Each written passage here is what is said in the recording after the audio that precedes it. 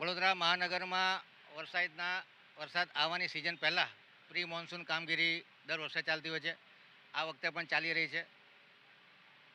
વડોદરાના ઇતિહાસમાં કોઈ દિવસ ના થયું હોય એવું જ્યારે મેં 4 ઝોનની વિઝિટ કરી ત્યારે મારા ધ્યાનમાં આવ્યું કે ઘણા બધા એરિયા એવા છે કે જ્યાં આગળ જેસીબી પોકલેન્ડ મશીનથી પહોંચી શકાતું નથી. કાં તો પુષ્કળ ઝાડી ઝાખરા છે અથવા પ્રાઇવેટ જગ્યામાંથી પસાર થઈ રહી છે અથવા મશીન જવા આવવાની જગ્યા નથી.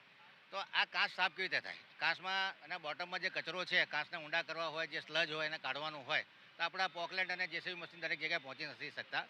ત્યારે મારા મગજમાં ઈચ્છા થઈ કે આવું કોઈ ફ્લોટિંગ મશીન હોય જેસીબી જેવું અને આખી કાચમાં એને તરતું મૂકી દઈએ અને જે જગ્યાએ સ્લજ છે એ કાઢી શકાય.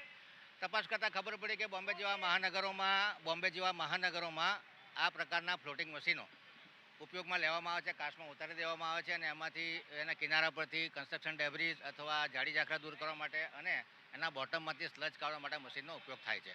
એટલે જે દુર્ગમ વિસ્તારો છે કે જ્યાં આગળ આપણે પહોંચી નથી શકતા એ જગ્યામાં ઓબ્સ્ટ્રક્શન થાય તો કાચમાં પાણીનો પ્રવાહ અનઓબ્સ્ટ્રક્ટેડ ના રહે અને એ જગ્યા પાણી ભરવાની શક્યતા રહે.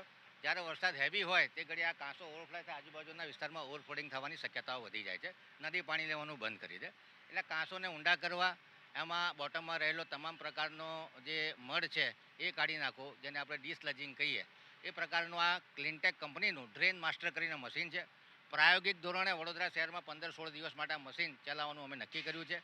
એક શિફ્ટના 40,000 છે. 15-16 દિવસ ચાલવાથી 8 થી 9 લાખ રૂપિયાનો ખર્ચો આવશે. પરંતુ આપણા જે બોટલનેક એરિયા છે અથવા જે દુર્ગમ વિસ્તારો છે, ખાસ કરીને 3 કાંસો છે, રૂપારેલ કાંસ, મસિયા કાંસ અને ભૂખી કાંસ વત્તા એ રાજીવનગર કાંસ છે કે બીજી કોઈ કાંસ હોય કે જેનું નામ ના હોય પરંતુ એ સીધી નદીમાં, જાંબુઆ નદીમાં કે વિશ્વામિત્રી નદીમાં ખુલતી હોય તો તમામ કાંસોની સાફ સફાઈ થઈ શકે એવું છે.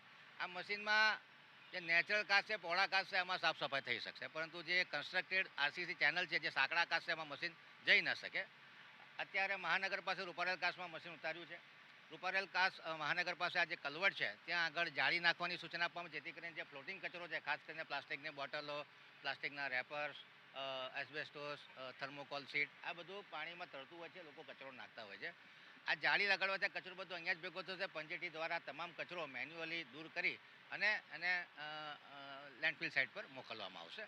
એટલે ખાસ કરીને કાંસ ઊંડા થાય અને ફ્લોટિંગ કચરો પણ ઓછો થાય, જેથી કાંસ દેખાવમાં પણ સુંદર લાગે. એ પ્રકારની કામગીરી કરી રહ્યા છે. કહી શકાય કે ઇતિહાસમાં પહેલી વખત આ ફ્લોટિંગ મશીન વડોદરા શહેરમાં લાયા છે. પ્રાયોગિક ધોરણે આ મશીન થોડેક દિવસ વાપરીશું. ત્યાર પછી નક્કી કરીશું કે આ મશીનની જરૂર કેટલી છે. ફરી મશીનને ભાડે મંગાવવું કે ખરીદવું એ બાબતની ચર્ચા કરીશું. મશીનની કિંમત લગભગ 1.5 કરોડ રૂપિયાની આસપાસ છે. અત્યારે પ્રાયોગિક ધોરણે કેવી રીતે મશીન કામ કરે છે એ નિહાળવા માટે આજે મહાનગર પાસે રૂપારેલ કાચ પર અધિકારીઓ સાથે હું આવ્યો છું.